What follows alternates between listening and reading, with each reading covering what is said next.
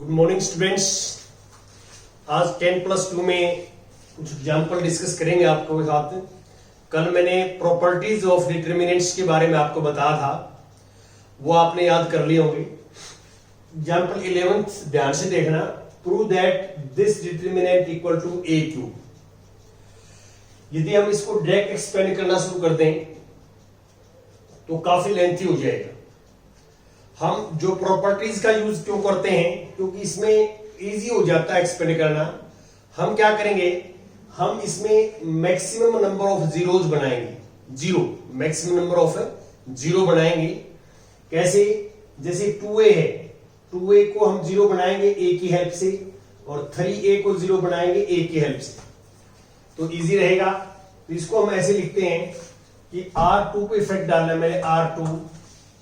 R2 minus 2R1 and इस बात का आप ध्यान रखना, ए की लाइन में आप कितनी ऑपरेशन लगा सकते हैं, इसका मैं बता रहा हूं आपको। देखिए, पहले R2 के ऊपर इफेक्ट पड़ेगा। जिसके ऊपर इफेक्ट पड़ेगा वो रो इसी लाइन में दोबारा यूज नहीं करने आपने। ये फर्स्ट जो इफेक्ट पड़ेगा वो R2 पे पड़ेगा। R2 इस लाइन में दोबारा यूज नहीं करने आपने। अब मैं यहां जीरो बना रहा हूं R3 में। R3 माइनस 3R1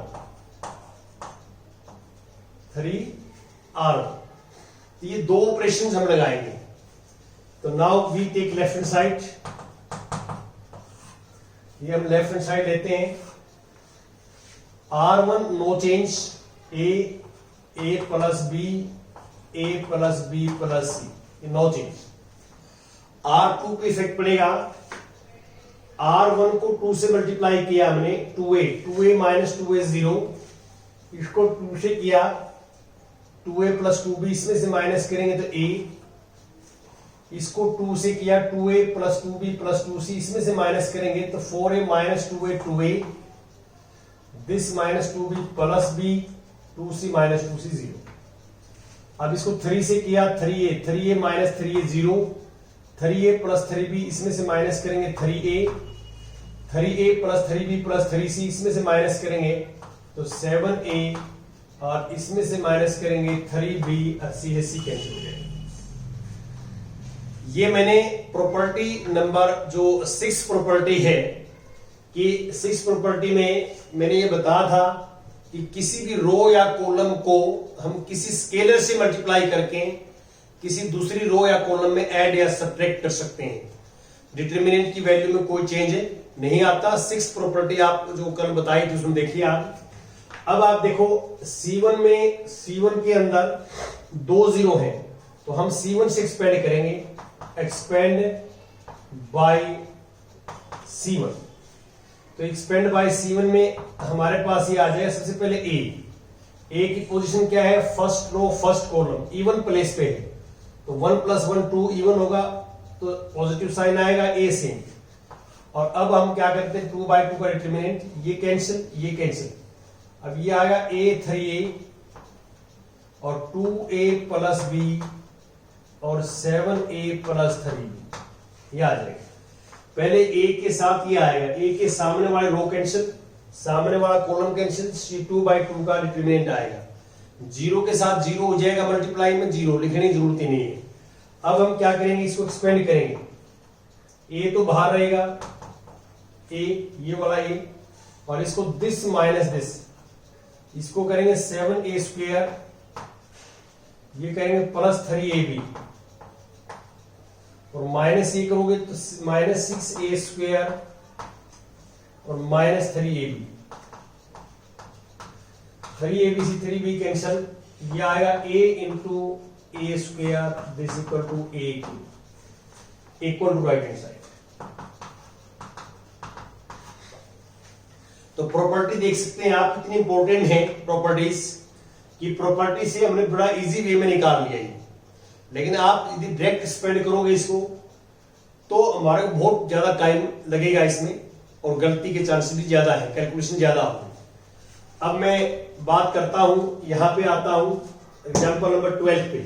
ध्यान से देखिए आप, एग्जाम्पल नंबर 12 में आप इसको एक तरीके से और भी कर सकते हैं इस एग्जाम्पल को। कोई करना चाहे, जो प्रॉपर्टी नंबर 5 आपको बताई थी उसके हिसाब से कर सकते हैं। देखिए इसकी लेफ्ट हैंड साइड लेंगे पहले। तो पहले हम क्या करेंगे कि जो C1 है, C1 का प्रत्येक एलिमेंट 2 एलिमेंट का सम है, तो आप इसको 2 डिटर्मिनेंट में बांट दोगे। C1 और C3 सेम रखोगे, इसमें एक बार तो C2 ये कॉलम आ जाएगा, दूसरी बार ये आ जाएगा, तो 2 डिटर्मिनेंट बढ़ जाएंगे। जो 2 डिटर्मिनेंट आएंगे उसमें जो थर्ड कॉलम होगा दोनों में वो 3 एलिमेंट का सम है, तो फिर हम वो 3 में एक्सप्रेस कर देंगे, 6 डिटर्मिनेंट आ जाएंगे।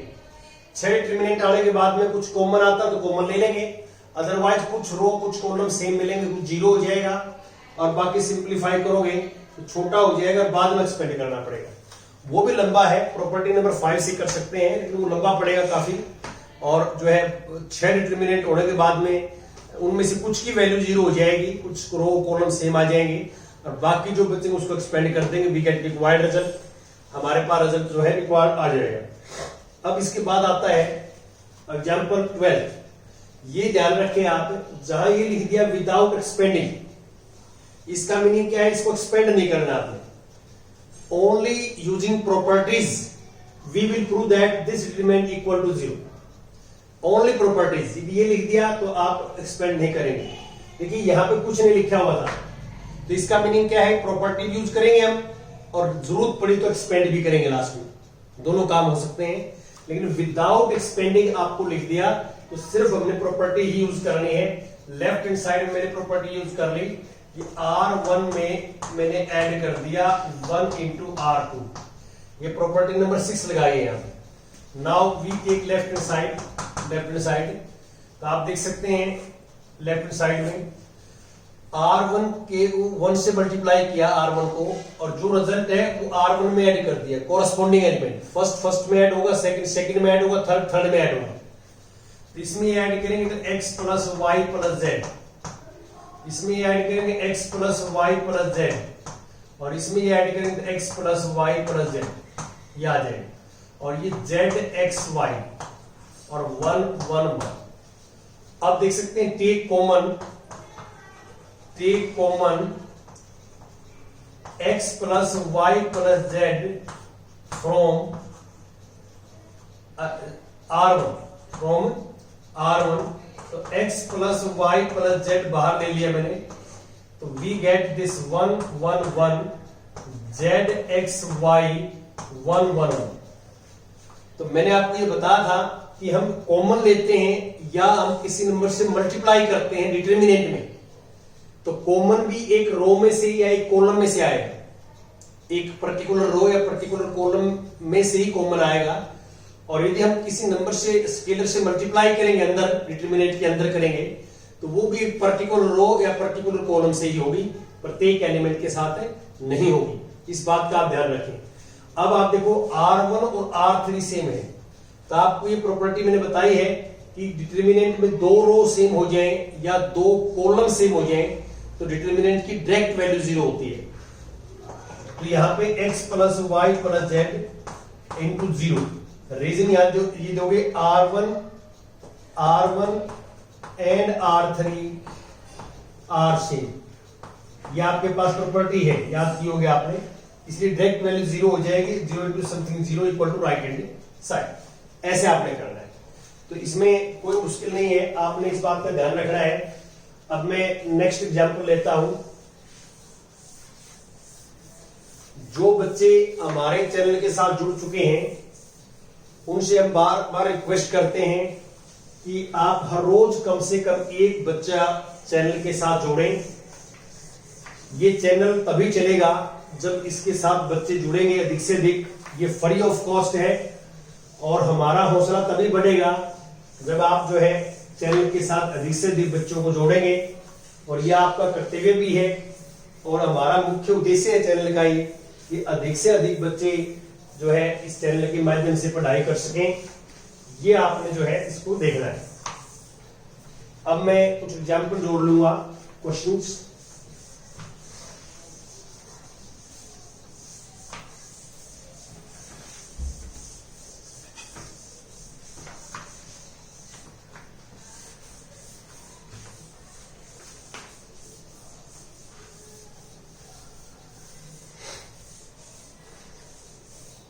हाँ जी, अब एग्जाम्पल्स जो है,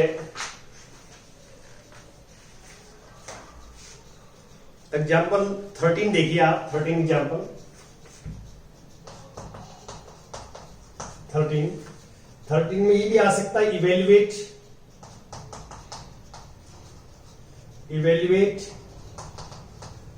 या ये भी आ सकता है प्रूव दैट। दोनों स्टेटमेंट आ सकती हैं। Delta equal to 1 a b c b c c a b equal to a minus b minus c minus a. ये हमने प्रूव करना है।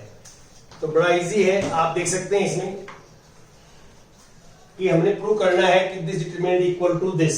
ये भी आ सकता है, और ये ऐसे भी आ सकता है कि राइट हैंड साइड आपको ना दे, सिर्फ ये लिख दे इवेल्युएट दिस डिटरमिनेंट। तो मैंने आपको बताया है कि हम प्रॉपर्टीज से बड़ा इजी बनाते हैं। तो यहां पे क्या है कि आपके पास ये राइट हैंड साइड का रिजल्ट दे रखा है, हमें ये लिखा हुआ prove that this equal to this. तो हम इनको देख के ऑपरेशन लगाते हैं। जैसे सबसे पहले हमें a माइनस बी चाहिए। a माइनस बी कैसे आएगा, R1 में से R2 माइनस करेंगे। देखो ये a है, ये b है। फिर हमें b माइनस टी चाहिए, R2 में से R3 माइनस करेंगे।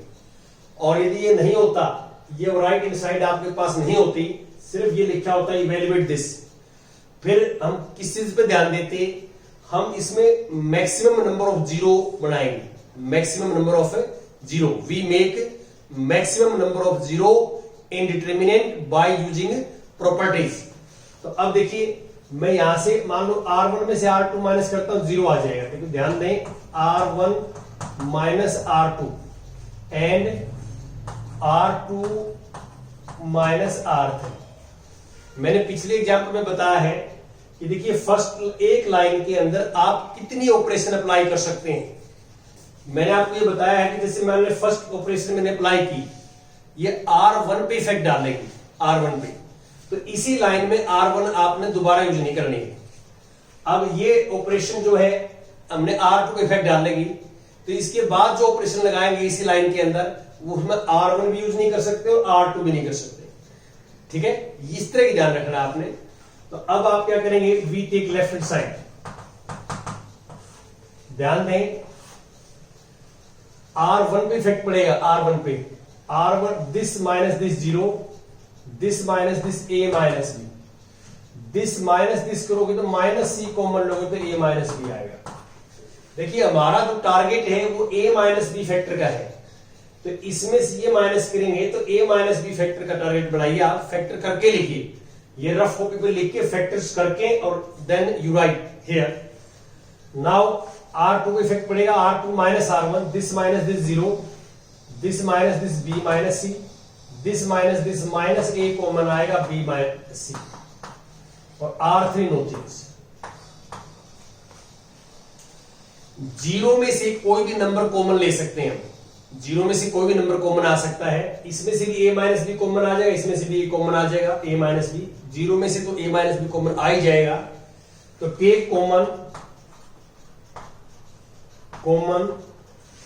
a minus b from R1 and b minus c from R2। तो a माइनस बी R1 में से लेंगे तो a माइनस बी बाहर आ जाएगा, b माइनस सी बाहर आ जाएगा, और हमारे पास डिटरमिनेंट जो बचेगा वो 0 1 minus c, 0 1 minus c, 1 c a b, ये बचेगा। अब आप देखिए C1 में जो है मैक्सिमम नंबर ऑफ जीरो है, तो हम C1 से एक्सपेंड करेंगे इसको। यहां आप लिख भी देना expand by C1, expand by C1। तो C1 से एक्सपेंड करेंगे तो a minus b, b minus c. अब देखिए जीरो के साथ लिखने की जरूरत नहीं है, इस जीरो के साथ लिखने की जरूरत नहीं है, यहां 1 आ जाएगी, 1। इसके सामने वाला रो कैंसिल, देखिए ये रो कैंसिल, ये कॉलम, ये 2 बाई 2 का डिटरमिनेंट दिखाई दे रहा है हमारे को, 2 बाई दिस माइनस दिस कर देंगे तो ये C माइनस ए आ जाएगा। देखिए जहां 1 लिया हमने, 1 की जो पोजीशन है वो थर्ड रो फर्स्ट कॉलम में है। Third row first column, 3 + 1 4, even position है तो सेम प्लस का साइन आएगा बाहर, 1 एज इट इज आएगा जो भी है। और 1 के सामने वाला रो कैंसिल, सामने वाला कॉलम, 4 एलिमेंट दिखाई दे रहे हैं आपको। ये 2/2 का डिटरमिनेंट निकालोगे तो दिस माइनस दिस आएगा, तो minus a minus of minus c, तो सी माइनस ए आ जाएगा। और इसको हम बड़े आराम से लिख सकते हैं a minus b, b minus c and c minus a. तो कभी भी आपको राइट हैंड साइड में ये फैक्टर्स गिवन हो तो इन फैक्टर्स को देख के हम सोचते हैं कि हम यहां कैसे बना सकते हैं। यहां जो प्रॉपर्टी लगी है, 2 प्रॉपर्टी, ये प्रॉपर्टी जो है 6th प्रॉपर्टी है, ये ऐसी प्रॉपर्टी डिटरमिनेंट पर लगाने पे कोई चेंज नहीं आता। तो जो वैल्यू इसकी है वही वैल्यू जो है इसकी होगी, वही वैल्यू इसकी आएगी, तो कोई फर्क नहीं पड़ेगा। This is required result. अब आता है हमारे पास एग्जांपल नंबर 14 देख सकते हैं आप। 14 एग्जांपल इसमें पढ़ता हूं मैं। Prove that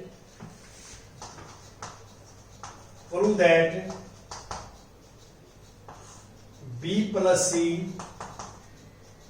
B C A C + A C A B A + B equal to 4ABC।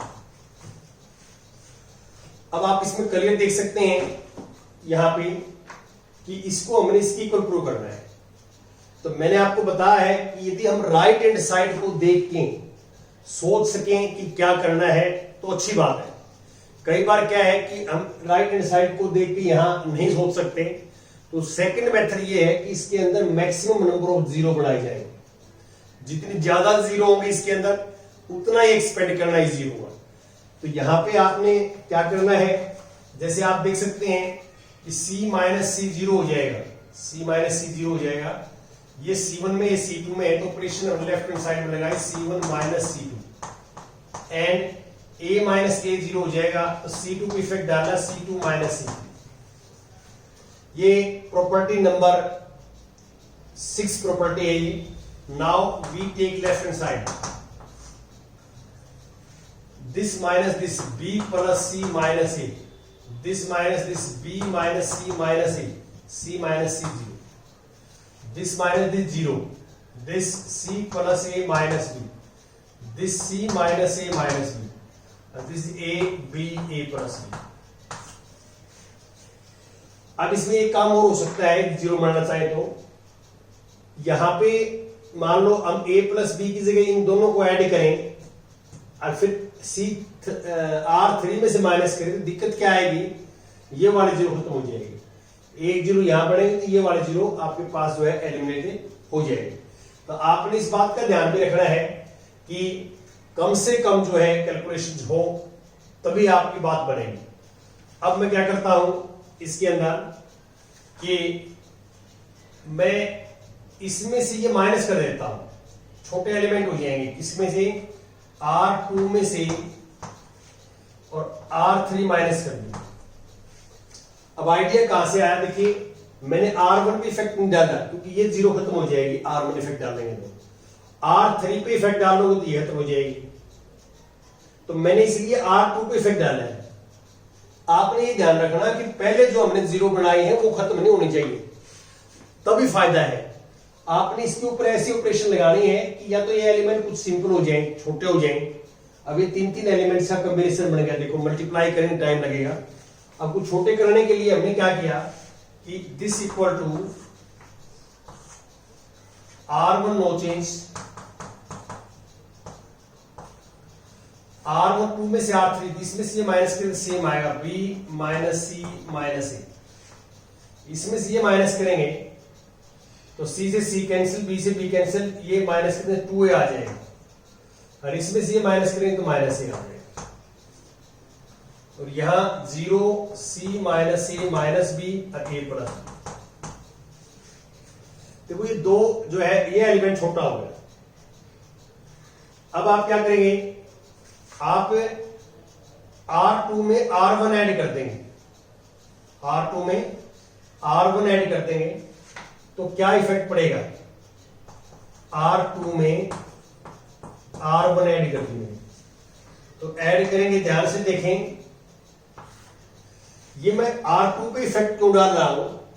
R2 में फिलहाल कोई जीरो नहीं है, इसलिए इफेक्ट R2 पे डाल रहा हूं कि इसमें R2 पे इफेक्ट पड़ेगा तो या तो जीरो बनेगी या फिर कोई एलिमेंट छोटा हो जाएगा पहले से। अभी इसमें 3 टर्म है, 2 हो जाएंगी या यहां जीरो बन जाएगी, ये सोचना है आपने। अब इसमें R1 पे नो इफेक्ट है, R1 में कोई चीज नहीं, B plus C minus A 0A।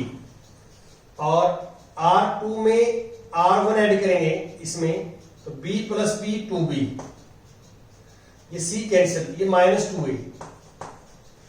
और इसमें ऐड करोगे 2A और इसमें ऐड करो 0, और ये 0C minus A minus B A plus B।